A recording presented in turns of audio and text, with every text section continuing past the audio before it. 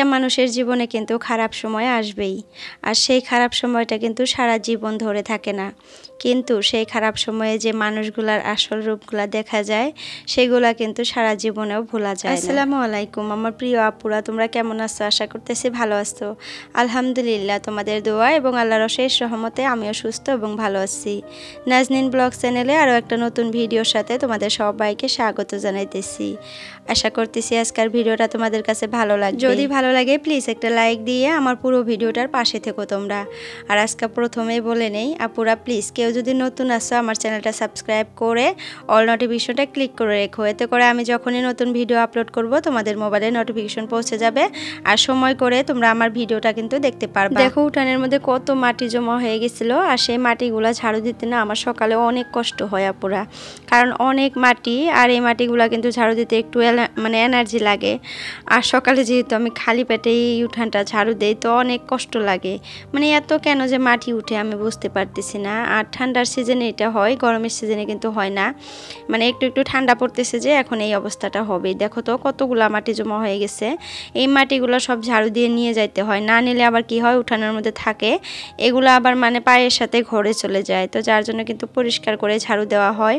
তো এই যে দেখো অনেকগুলো মাটি কিন্তু এখানে আমি জমা করে রাখছি, কালকা কিছুটা গাছের মধ্যে দিয়ে দিছি, আজকেও দেখো আবার কতগুলা হয়ে গেল। দেখছো এইভাবে প্রত্যেক দিন ঝাড়ু দিতে হয়, আর উঠানের মাটিগুলো কিন্তু সবগুলো এইভাবে মানে চলে আসে। আর আজকে আমার যা বাড়িতে চলে আসছে, বিয়া খাওয়ার জন্য যে গেছিল রাতে চলে আসছে, তো আজকে বাড়িতেই আছে, এখনও ঘুম থেকে উঠে নাই, হয়তো উঠবে। তো যাই হোক আমি উঠানটা সকালে উঠে আগে ঝাড়ু দিয়ে নিলাম পরিষ্কার করে। আর সকালে উঠে উঠানটা ঝাড়ু না দিলে কিন্তু ভালো লাগে না, মানে দেখতে খারাপ লাগে যে উঠানটা, এটাই। তো যাই হোক অনেক দিন থেকে আমার বাড়ির সামানটা তোমাদের সাথে শেয়ার করি না, তো যার জন্য আজকে দেখো দেখাইতেছি। তো বাড়ির বাইরে দেখো কত সুন্দর রোদ উঠে গেছে, দেখছো অনেক সুন্দর রোদ উঠছে, আর ঠান্ডা ঠান্ডা না হাওয়াও দিতেছে, আর সকালটা কত সুন্দর নিরিবিলি। আর গ্রামের সকালটা কিন্তু অনেক সুন্দর লাগে, দেখতে ভালো লাগে। আর এই সকালে মানে রাস্তা দিয়ে হাঁটলেও কিন্তু দেখা যায় যে শরীরটা অনেক হালকা হয়, পাতলা হয়, ভালো লাগে।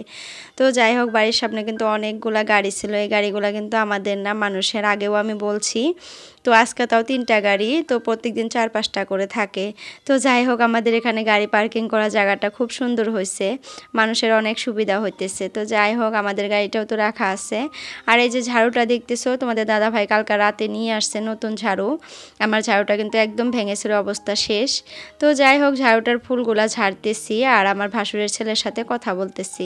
তো আমাকে বলতেছে যে কালকে তোমরা পাঠাকা ফুটাইছো, আমাকে তো ফুটাইতে দিলা না। তো আমি বলতেছি তুমি তো বাড়িতেই ছিলে না, তো তোমাদের মানে বাড়িতে থাকলে তুমিও ফুটাইতা। তো বলতেছে আমি নানি বাড়ি থেকে অনেকগুলা নিয়ে আসছি, এইগুলো এখন ফুটাবো। বললাম যে ফুটাইও আজকা জিশানের সাথে নিয়ে ফুটাইও, আর জিশানেরও কয়েকটা আছে ওগুলা মিলে ঝুলে ফুটাইও।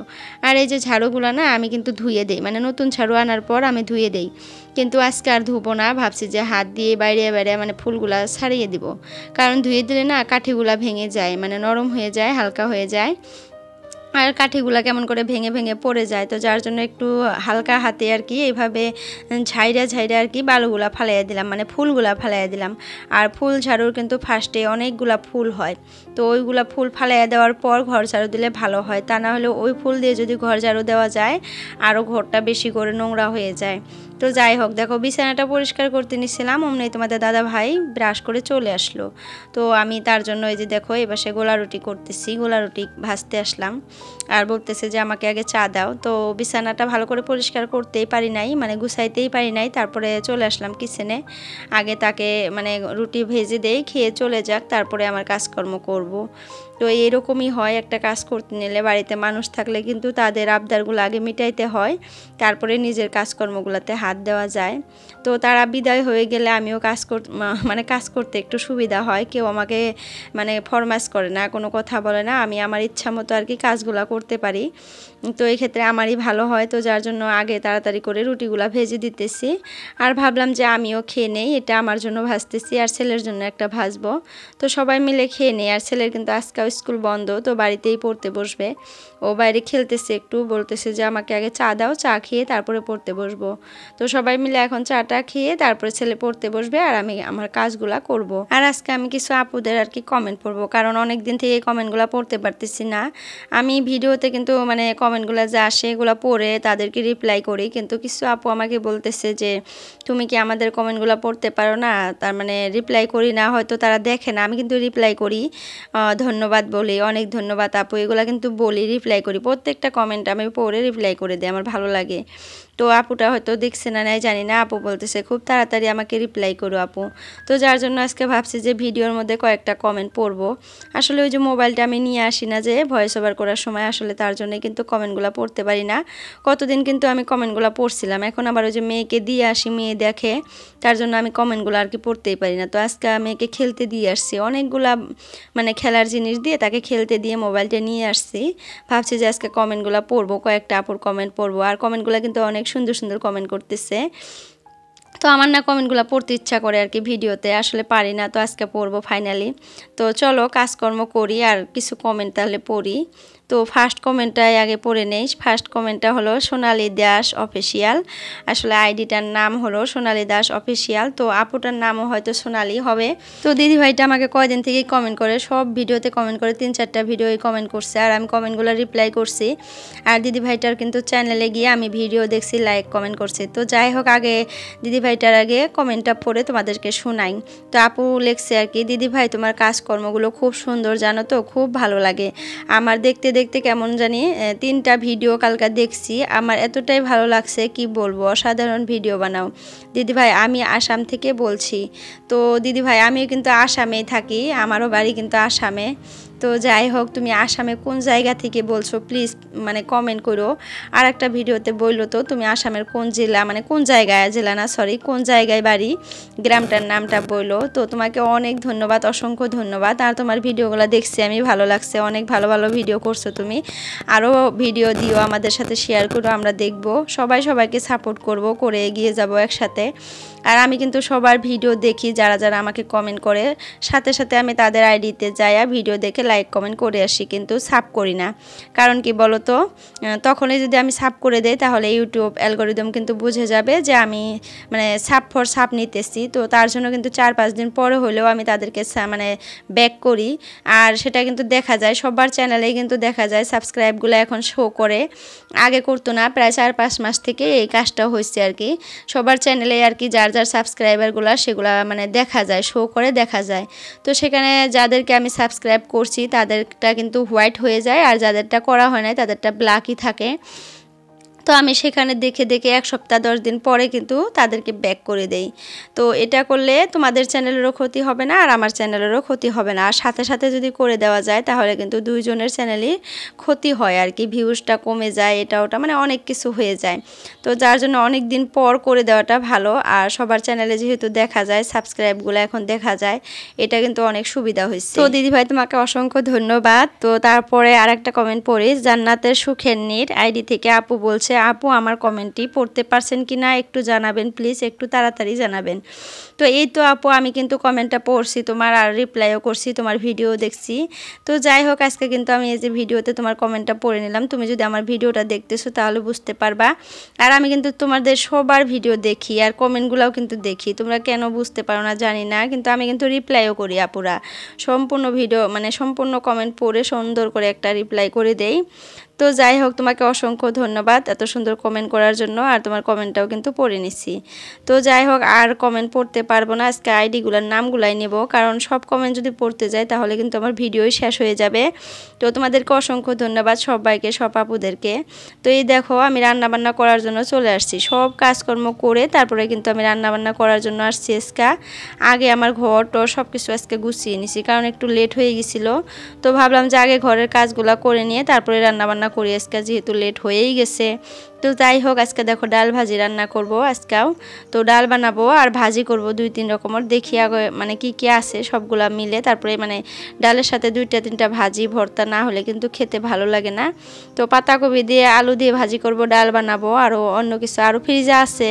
তো দেখি কি কি করা যায়। তো চলো আইডিগুলোর নামগুলো পড়ে নিই। ফার্স্ট আইডির নাম হলো SS ব্লগস, তারপরে আমার সংসার অ্যান্ড কুকিং, তারপরে রিমি রয়, এই ঘর এই সংসার আমার, তারপরে রেজিয়া খান, তারপরে এমবি কালেকশন, তারপরে বাংলাদেশি ব্লগার মৌমিতা, তারপরে Sonali Das official, homemaker Sabina blogs, তারপরে হলো কুকিং ব্লগ উইথ মারিয়া, মিমির সংসার, তারপরে এই যে একটা আইডির নাম, এত বড় আইডির নাম আমি ভালো করে নিতেই পারতেছি না, কি যে লেখা, মুনতাহার মো লাইফস্টাইল ব্লগ। তো যাই হোক, জানি না ঠিক হলো না নাই, কিন্তু আপুটা অনেক সুন্দর বড় একটা কমেন্ট করছে। তারপরে মোহাম্মদ শাহিল, তারপরে জান্নাতের সুখের নীর, তারপরে রেবেকা সুলতানা, হামেদা আপু, তারপরে জাহিদা খাতুন, এসএন মলয়। তো আরও অনেক আছে, অনেকগুলো আপুর কমেন্ট আজকে পড়ে নিলাম। তো অনেক অনেক ধন্যবাদ আপুরা, তোমরা এত সুন্দর সুন্দর কমেন্ট করো। তো তোমাদেরকে অসংখ্য ধন্যবাদ। এইভাবে সবাই সবার পাশে থেকো, সবাই সুন্দর করে সাপোর্ট করো, তাহলে কিন্তু সবাই একসাথে এগিয়ে যেতে পারবো। একা একা কিন্তু এই প্ল্যাটফর্মে কোনো জীবনেও এগিয়ে যাওয়া সম্ভব হবে না।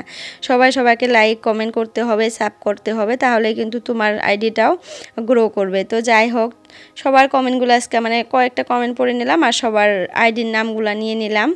তো অনেক দিন পর এই কাজটা করতে পারলাম, আমার কিন্তু অনেক ভালো লাগতেছে, কারণ আমি কিন্তু নিতেই পারি না নাম, আইডিগুলোর নাম নিতেই পারি না। তো আজকে নিয়ে নিলাম। তো তোমাদেরকে অসংখ্য ধন্যবাদ। তো এই তো দেখো, কমেন্ট পড়তে পড়তে আবার রান্নাবান্নাও হয়ে গেছে, ঘরের কাজকর্ম সব হয়ে গেছে। তো এখন দেখো ডাল করে নিলাম আর ভাজিটাই করে নিলাম। আরও খাওয়ার সময় কিছু করতে লাগবে, এগুলো দিয়ে আর খাওয়া হবে না। ডিম ভাজবো আর কিছু ভর্তা টর্তা করবো, বাস হয়ে যাবে।